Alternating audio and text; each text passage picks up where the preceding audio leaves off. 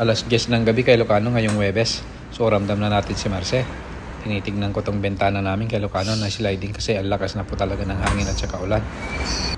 So ang lakas na ni Bagyong Marce kay Ilocano, sumisipol na tong bentana natin na sliding. Tinitignan ko yung sliding window natin kay Ilocano kasi sa laki ba naman yan, mukhang babaklasin niya kay Ilocano.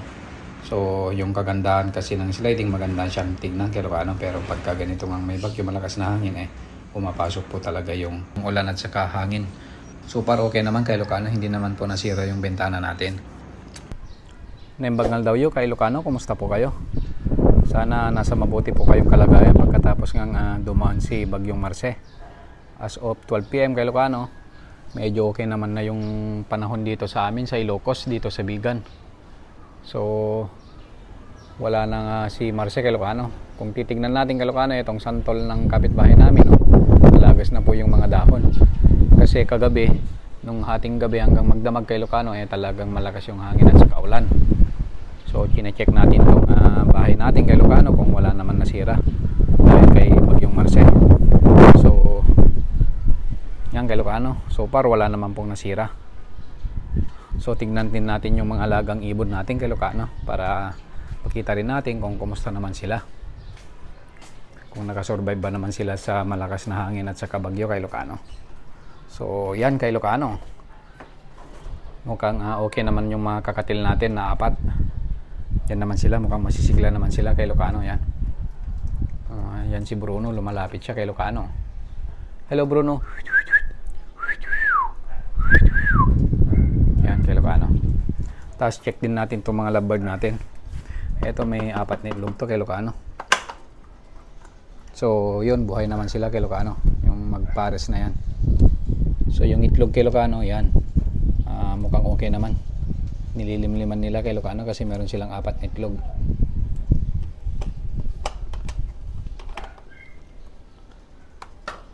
Check pa natin tong mga ibang lovebird natin kay Ilocano. Dito yung Project Lutino Opaline natin kay Ilocano, check din natin kung nag-survive na naman sila sa bagyo.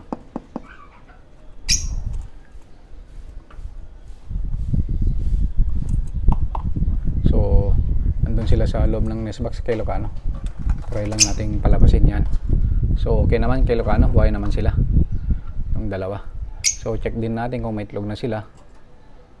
Mukhang wala pa kay Ilocano. So nabasa yung mga pagkain nila kay Ilocano.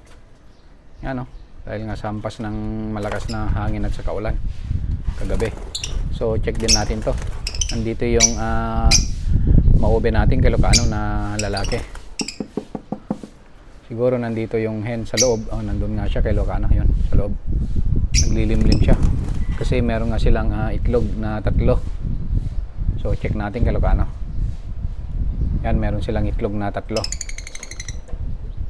Yan yung hen natin, yung green. Yan.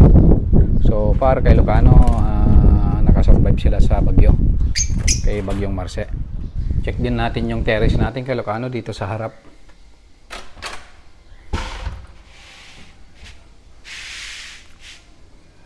So yan kay Ilocano, halatangang may dumaan na bagyo kasi may madaming mga dahon. So far yung mga tanim natin at saka yung bougainvillea natin doon kay Ilocano, okay naman. Wala naman na sira.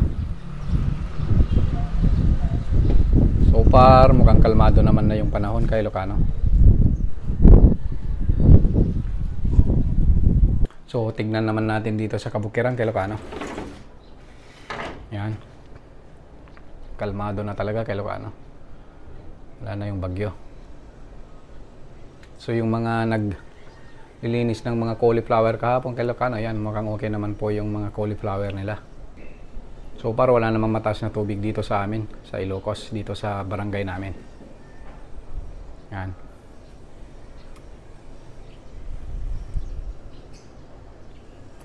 Malakas po yung hangin niya kay Ilocano, yung mga hampas niya. So yung dito sa bubong ng dirty kitchen natin kay Ilocano, tignan nyo talaga, madaming mga dahon ng mga malunggay na nilipad. So talagang may bagyong dumaan kay Ilocano.